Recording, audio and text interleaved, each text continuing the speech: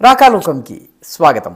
ఈ కంటెంట్ మీకు నచ్చినట్టయితే లైక్ చేయండి, మీ బంధుమిత్రులకు షేర్ చేయండి. ఇప్పటివరకు సబ్స్క్రైబ్ చేసుకోకపోతే సబ్స్క్రైబ్ బటన్ని నొక్కండి, అదేవిధంగా బెల్ ఐకాన్ని కూడా నొక్కండి. మిత్రులారా, జనవరి 18వ తారీఖు శనివారం అర్ధరాత్రి పోలీసులు చాలా పెద్ద ఎత్తున అస్సాంలోని సరిహద్దు జిల్లా అయినటువంటి ధుబ్రీకి చెందినటువంటి పోలీసులు చాలా పెద్ద ఎత్తున బిలాసిపాడ అనేటటువంటి ప్రాంతంలో చుట్టుముట్టారు. వాళ్లతో పాటు అస్సాంకి చెందినటువంటి స్పెషల్ టాస్క్ ఫోర్స్ సిబ్బంది కూడా వచ్చారు. అత్యాధునిక ఆయుధాలు తీసుకుని వచ్చారు. మొత్తం ఏరియాని కార్డన్ ఆఫ్ చేసిన తర్వాత ఒక ఇంటిలోకి వెళ్ళి ఆ ఇంట్లో తలుపు కొట్టారు. తలుపు కొట్టిన తర్వాత ఆ ఇంట్లోంచి ఒక వ్యక్తి బయటకు వచ్చాడు. ఆ వ్యక్తి ఆటో డ్రైవర్. మామూలుగా ఒక ఆటో రిక్షాని నడుపుకుంటూ పొట్టపోసుకుంటూ ఉండేటటువంటి సామాన్య పేద వ్యక్తి మాసినటువంటి బనియను, ఒక చిన్న లుంగి, గళ్ళ లుంగి కట్టుకుని బయటకు వచ్చాడు. బయటకు వచ్చి ఏం కావాలి అని చెప్పి బెంగాలీ భాషలో అడిగాడు. అడగగానే పోలీసులు నీ పేరు జహీర్ అలియా అని అడిగారు. అతను అవును, నా పేరు జహీర్ అలీ అన్నారు. అనగానే పోలీసులు అతన్ని గట్టిగా పట్టేసుకున్నారు. మఫ్తీలో ఉన్నటువంటి పోలీసులు పట్టుకున్నారు. ఆ తర్వాత మిగతా పోలీసులు వచ్చారు, స్పెషల్ టాస్క్ ఫోర్స్ పోలీసులు వచ్చారు. ఈ వ్యక్తిని పట్టుకున్నారు. ఒక సాధారణ ఆటో రిక్షా డ్రైవర్ని అరెస్ట్ చేయాల్సిన అవసరం ఏముంది? దానికోసం ఏరియానంతా కార్డన్ ఆఫ్ చేయాల్సిన అవసరం ఏముంది? ఆ తర్వాత ఇంటి చుట్టూ మఫ్తీ పోలీసులు మాటు వేసి ఉండాల్సిన అవసరం ఏముంది? ఆయుధాలతో సహా నిలబడి ఆ వ్యక్తిని అరెస్ట్ చేయాల్సినటువంటి అవసరం ఏముంది? సహజంగా ఈ ప్రశ్న వస్తుంది. ఆటో డ్రైవర్గా ఉన్నటువంటి ఆ జహీర్ అలీని ఇంత ఆర్భాటం చేయవలసిన అవసరం ఉందా అనిపిస్తుంది. అయితే ఆ జహీర్ అలీ అని పేరుతో ఉన్నటువంటి వ్యక్తి మామూలుగా ఆటో రిక్షా నడుపుకుంటూ 5 రూపాయలు, 10 రూపాయలు, 20 రూపాయలు కలెక్ట్ చేసుకుంటూ రోజువారీ పొట్టపోసుకుంటున్నట్టుగా కనిపిస్తున్నటువంటి జహీర్ అలీ వాస్తవానికి అన్సరుల్లా బాంగ్లా టీం అనేటటువంటి ఉగ్రవాద సంస్థకి చెందినవాడు. ఈ ఉగ్రవాద సంస్థ బంగ్లాదేశ్కి చెందింది.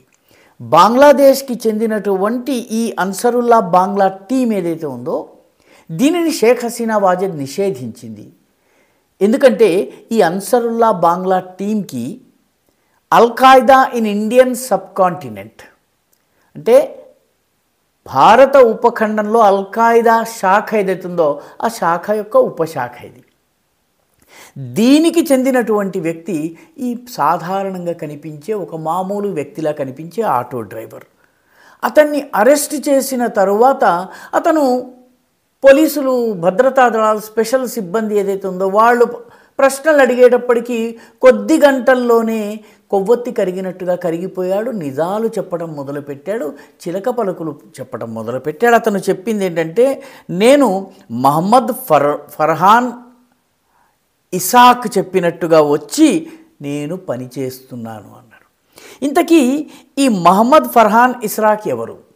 ఇతను బంగ్లాదేశ్లో ఉన్నటువంటి అన్సరుల్లా బాంగ్లా టీం యొక్క యాక్షన్ టీంకి అధిపతి. ఈయన ఎవరి ఆదేశాల మేరకు పనిచేస్తాడు? ఈయన జసీముద్దీన్ రహమానీ ఆదేశాల మేరకు పనిచేస్తారు. ఈ జసీముద్దీన్ రహమానీ ఎవరు? ఇతను అన్సరుల్ బాంగ్లా యొక్క చీఫ్. ఇటీవలే బంగ్లాదేశ్లో వచ్చినటువంటి మహమ్మద్ యూనుస్ ప్రభుత్వము జైల్లో ఉన్నటువంటి జసీముద్దీన్ రహమానీని విడుదల చేసింది. ఈయన జైల్లో ఎందుకున్నాడు? ఈయన ఉగ్రవాద కార్యకలాపాల్లో పాల్గొంటున్నాడు కాబట్టి, అల్-ఖాయిదాతో చేతులు కలిపి ఉన్నాడు కాబట్టి.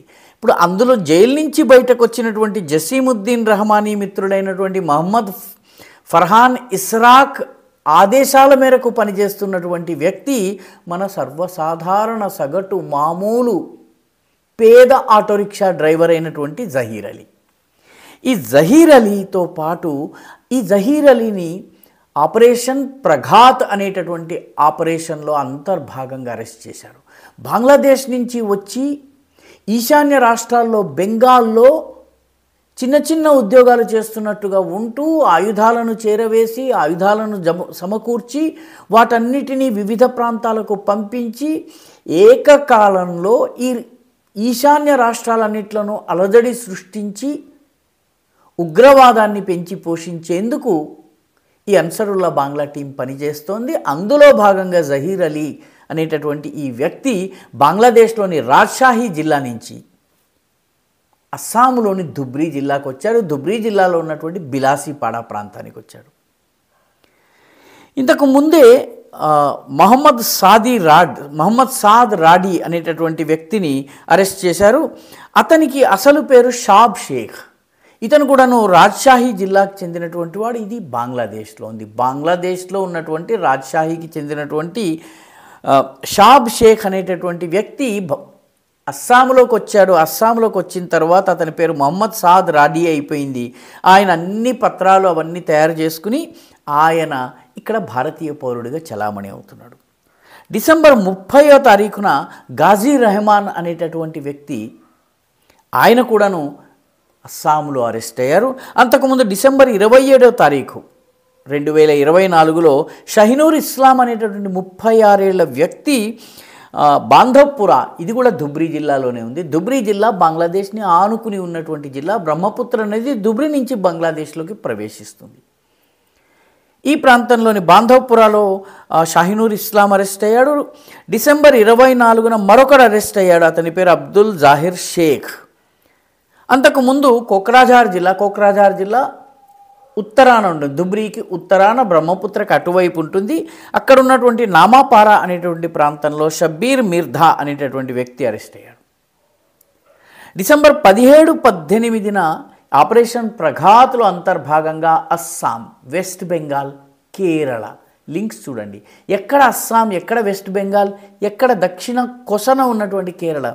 ఇక్కడ 8 మంది అన్సరుల్లా బాంగ్లా టీంకి చెందినటువంటి ఉగ్రవాదుల్ని అరెస్ట్ చేశారు. ఇప్పటి వరకు అన్సరుల్లా బాంగ్లా టీంకి చెందినటువంటి 13 అరెస్ట్ చేయటం జరిగింది. ఈ 13 కూడాను, వీళ్ళందరూ కూడాను ఆయుధాలని తీసుకొచ్చి ఉగ్రవాద కార్యకలాపాలలో పాల్గొనేందుకు వచ్చారు. మొత్తం మీద ఇప్పటి వరకు ఈ అరెస్ట్ అయినటువంటి డిసెంబర్ 17, 18 అరెస్ట్ అయినటువంటి వాళ్ళల్లో 5 అస్సాంలోని కోక్రాఝార్ ధుబ్రీ జిల్లాలో, 2 వెస్ట్ బెంగాల్లో, 1 బంగ్లాదేశీ కేరళలో అరెస్ట్ అయ్యారు. ఈ కేరళ నుంచి ఈ అరెస్ట్ అయినటువంటి వాళ్ళలో ఉన్నటువంటి నాయకులలో ఒకరు ఇందాక మనం చెప్పుకున్నటువంటి సాద్ రాదీ అలియాస్ షాబ్ షేక్, మహమ్మద్ షాబ్ షేక్, రాజ్షాహీ జిల్లాకి చెందినటువంటి వాడు. అంటే లింకేజెస్ ఎంత ప్రమాదకరంగా ఉన్నాయో ఒక్కసారి మనం అర్థం చేసుకున్నట్లయితే